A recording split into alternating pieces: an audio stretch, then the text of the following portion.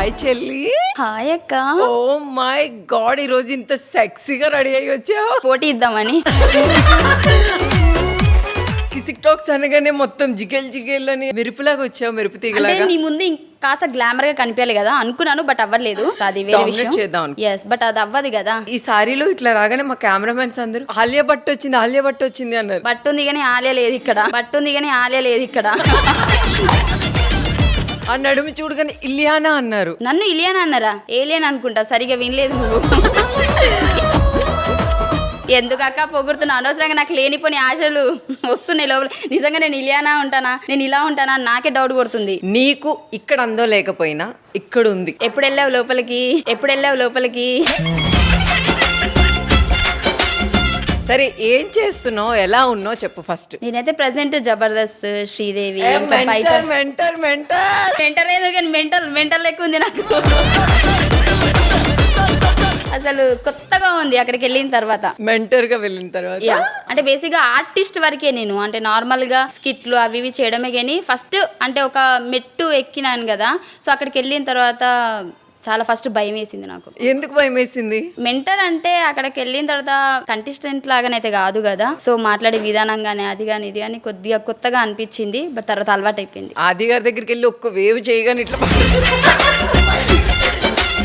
జల జల జలపాతం నువ్వు సాంగ్. అదేం నాకు భయం కాలేదక్క, ఎందుకంటే ఇంతకుముందు నేను కూడా వేరే డాన్స్ షోలో అలాంటి హైట్లలో చేశాను కాబట్టి నాకేం నువ్వు అసలు మెంటర్ గా వెళ్ళావా, అందరినీ మెంటల్ తెప్పించడానికి వెళ్ళావా? అట్లా చూసి భయపెడుతున్నావు ఏంట్రా డాన్స్?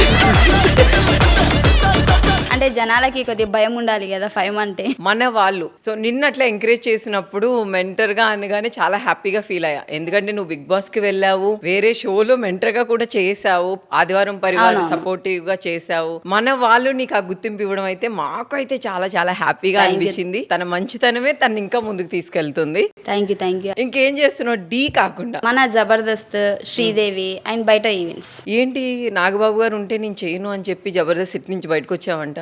అమ్మో, పెద్ద నిప్పు పెట్టేటట్టున్నావు.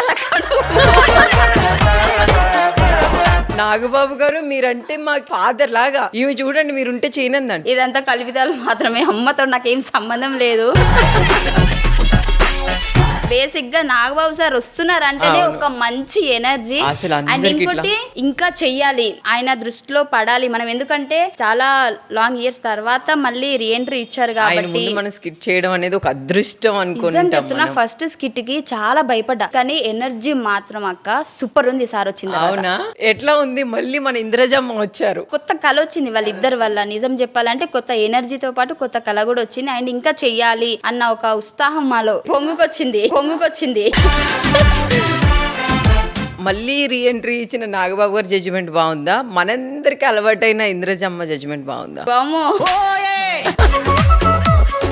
ఇప్పుడు నీకు ఈ కన్ను ఇష్టం అంటే ఈ కన్ను ఇష్టం అంటే ఏం చెప్తావు? ఒక రెండు ఇంపార్టెంట్ కదా మనకి. అందరూ ఒకటే చెప్తారా? ఈ కన్ను ఈ కన్ను అసలు ఈ కన్ను ఇప్పుడు వాళ్ళిద్దరు నీకు రెండు కళ్ళలాగా, నాకు రెండు కళ్ళలాగా. మరి భాస్కర్ ఏంటి? భాస్కర్ అని అంట 100 అంట భాస్కర్ అన్న. అసలు గూగుల్లో లేని కూడా చెప్తా నేను. భాస్కర్ గుండె. భాస్కర్ అన్నతో బాండింగ్ ఎన్ని తిట్టినా పడతాడు. పర్లేదు, తిట్టొచ్చు. సరే, జబర్దస్త్ చేస్తున్నావు. ఇది నీకు అక్క నాకు ఇది చెయ్యాలని ఉంది అని ఏదైనా ఉందా? ప్రెసెంట్ అయితే ఏం లేదు. ఇంతకు ముందు ఇల్లు కట్టాలి, అమ్మ వాళ్ళని బాగా చూసుకోవాలని ఉండే, ఆ కోరిక నాకు తీరిపోయింది. బట్ ఇప్పుడు ఏంటి అని అంటే ఏది వచ్చినా చేసుకుంటూ వెళ్ళడం అంతే. ఫర్ సపోజ్ నేను ఇది చెయ్యాలి అని నేను ఒక క్వశ్చన్ మార్క్ నా మైండ్ లో పెట్టుకుంటే అది అవ్వకపోతే నేను డిసప్పాయింట్ అవుతా. సో అది నేను అనుకోను, అయితే అవుతుండొచ్చు లేదంటే లేదు, అందుకే అలా వదిలేసా గాలికి. అంటే బేసిక్ గా అయినా అవ్వకపోయినా మనం ఇది చెయ్యాలి అని ఒక కోరిక అనేది గర్ల్స్ కి ఖచ్చితంగా ఉంటది. నాకైతే ఇప్పటివరకు ఏం లేదక్క.